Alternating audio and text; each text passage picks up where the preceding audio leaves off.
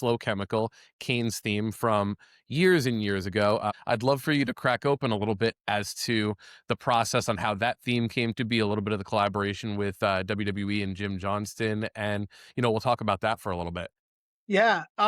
Thanks. No, you know what? That song still this day is probably one of our most viral in our catalog.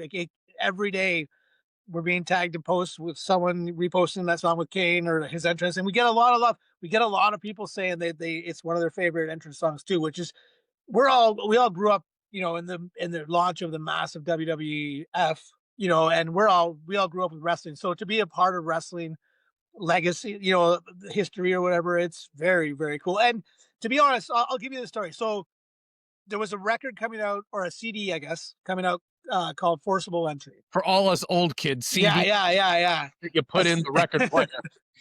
and I think the offer to be part of it came to us, but I think when we got asked, there wasn't any wrestlers that we were wanting to do it for. Right? It was like they'd all been sort of cherry picked, and something happened, and I think Creed actually had Kane, and they couldn't do this. They couldn't do it at this point in the career. They're too busy or something. So all of a sudden, Kane became, available, and we were like, "Oh, we'll do Kane. We'll do Kane." And so me and James originally, we just thought we got to try to do our version of like the Vader March kind of thing, like a big, like, entrance. Like he's just a big, he is what he is. He's Kane.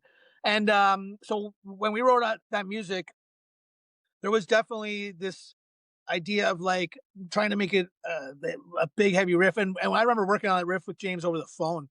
Like we were taught, and then but the one thing that they had in the agreement was like we had to include the Jim Johnston, like that thing that had to be like, it was like, you have to have this in here. So pretty much that part is them. And then everything else we wrote as a Finger 11 song kind of thing, And one thing when we finished it, I want to cut in real quick, because you said something and I didn't think of it until now, because a lot of the people that I bring on the show, and a lot of composers who have written, or bands that have come in and worked with Jim and other people, they're often like, "Hey, we have this wrestler that we want you to write for," right? And in an interesting way, you're kind of saying that whether it's like your label or WWE said, "Cool, Finger 11, who do you want to write for?"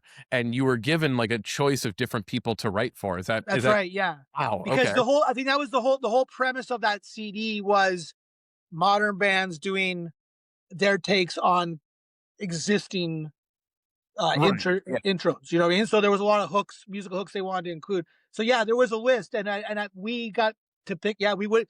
I don't even know if we would have done it if we didn't get Kane, but we got him, and it was just one of those things. And as soon as we came up with the song, I remember thinking at the time, because Scott had, it was about, it was not supposed to be about Kane, but we knew we were writing for Kane, and Scott sort of delivered this love song, and I remember at the time being like, that's not what I would have probably thought to write lyrically, but it was such a good, intense thing that it worked perfectly in the song. So the truth is, though, when we gave them that song, there was a bit of I don't honestly remember with who, but there was a bit of a back and forth. And I think it had to do with mastering and publishing rights. And there was this sort of like, we did a disagreement, let's call it.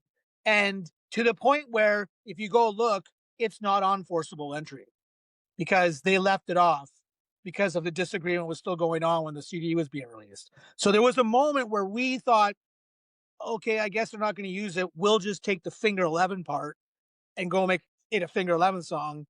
And it sort of got lost in limbo. And then I'll never forget, one day we were at our pub that we like to drink at back in the day, and we were just playing pool, and the TV had wrestling on, and I heard the little organ start on the TV, and we were all like, "No way, they're gonna use it!" And then all of a sudden, we turned around, and he came out, and it was the first time ever, and they probably used it, I don't know how many times over about 10 years, and then it got released on others. It did end up getting released on some CDs and soundtracks, but there was a moment where it almost didn't happen, but it did, and I'm glad it did, because it was such an opportunity for Finger 11 to be part of something that we're not normally part of, and it opened a door to a lot of music fans and that got into Finger 11 just from that song alone.